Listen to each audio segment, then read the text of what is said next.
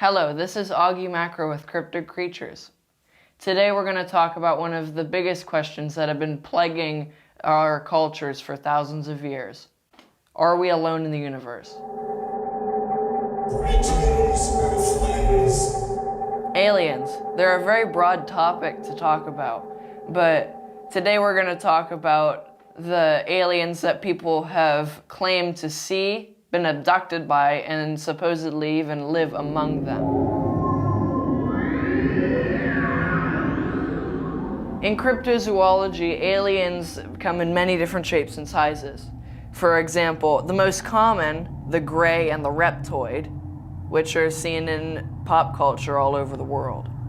But other less known ones, like the Pascagoula River alien, the Flatwoods Monster, and the Fresno Nightcrawler, just to name a few. On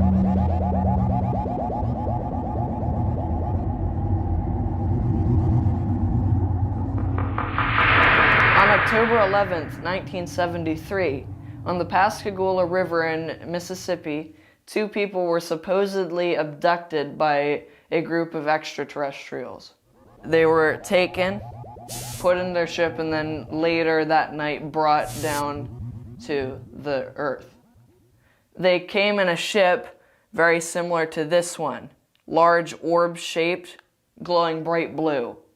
And the creatures that came out of it were tall humanoids, supposedly looked almost robotic, with 3 horns sticking out laterally on their head. On September 12, 1952, in Braxton County, West Virginia, in the central region of the state, a group of people supposedly stumbled upon a large 9 to 12 foot tall alien that smelled like sulfur, released a noxious gas that eventually supposedly gave them lung or throat cancer. Seemed very large and robotic, with a large rocket-like bottom, long spindly arms with 2 or 3 fingers on the end, and a large dome-like structure over its head, and its head looked reptilian. They ran. One of them found a black oily substance on their outfit, and another one went down with severe coughing that night.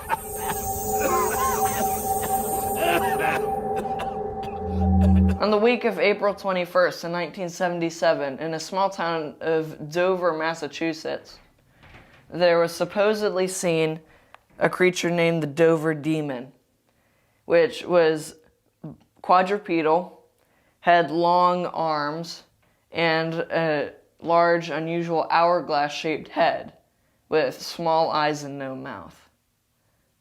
It was seen from the 21st to the 22nd of that week, all throughout Dover, Massachusetts.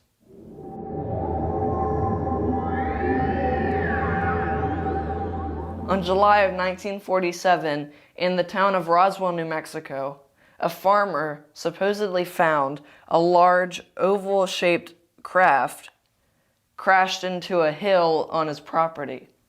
Strewn upon the crash site, there were bodies of what appeared to be an alien known as the Gray, a common and most well-known type of alien that looks similar to this cutout right here.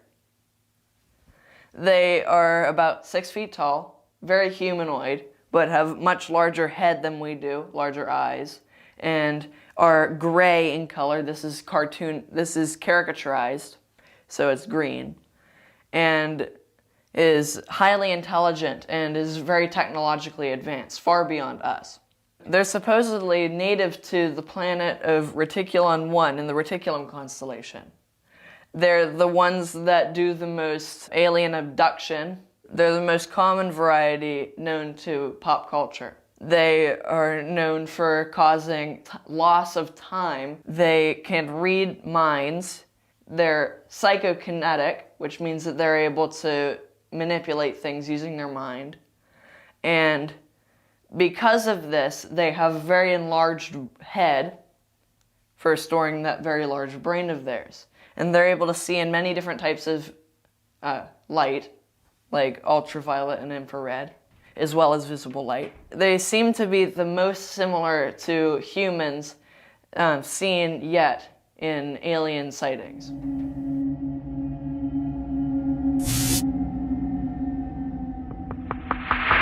On December 9th, 1965, in the small town of Kecksburg, Pennsylvania, there was supposedly a sighting of a large craft crashing in the woods nearby. Recently, we went to this town to investigate.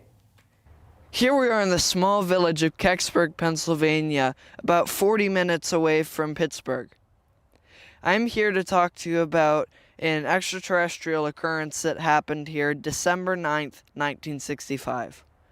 On that night, a large fireball was reported to shoot through the sky and crashed in the woods just around us. It was reported to look like a giant acorn with language encrypted at the bottom, like this right here. This model was made in honor of that UFO. Later, a couple days after the thing crashed, military personnel came in and took the object out. They said that it was a meteor that burnt up in the atmosphere and crashed in the woods. Do we really know what this object was?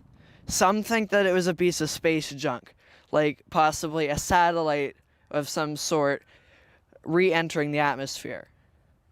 It could have also been a meteor, like what the military personnel said. But it could have also been an alien spacecraft. We may never know. UFOs, a technical term given to unidentified flying objects, or objects seen going through the sky. They have been seen by people all over the world, have been sighted by people from all walks of life. We have a special guest here today. His name is Chris Palmer. He, along with my dad, were among the founding members of the band Sour Wine Cult. They all witnessed an alleged UFO in the woods of Cameron County, Pennsylvania in the 1990s. Let's hear his story. Thank you for having me on the show, Augie. I remember back in the summer of 1995, we were in Cameron County, coming back from a festival. It was late, probably about 1 o'clock in the morning, and we were in the back of a pickup truck, a few of us, and I had fallen asleep sometime in the night while we were driving back. I remember the sensation of somebody flashing a flashlight in my eyes, and I opened my eyes to see what was going on. Maybe somebody's playing a prank on me or just being funny. And I noticed it was like daylight outside. And I thought, my God, they'd let me sleep in the pickup truck all night and it was morning.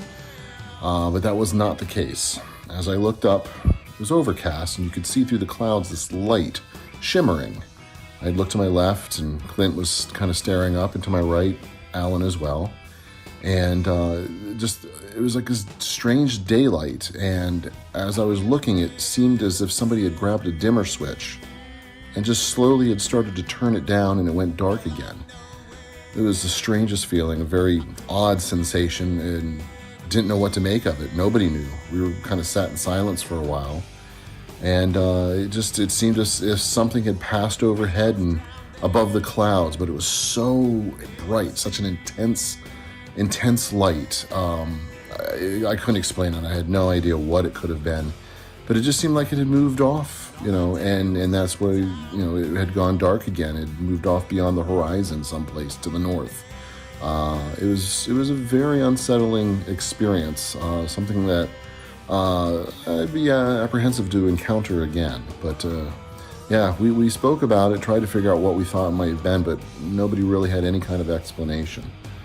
So something is out there. It's very interesting to come across something that you can't explain. In my opinion, I think that aliens exist. There's just too much universe for there not to be, and the materials needed to support life are abundant. Things like an oxygen-rich atmosphere, liquid water, and a large supply of carbon for the life forms to be created from, or an alternate silicon. The planet that would be the most likely to support life is a rocky planet like ours. And it needs to be within a certain range of the solar system, depending on the star, where there's just the right temperature for certain things. Not too cold, like the gas giants in our solar system, and not too hot, like Venus and Mercury.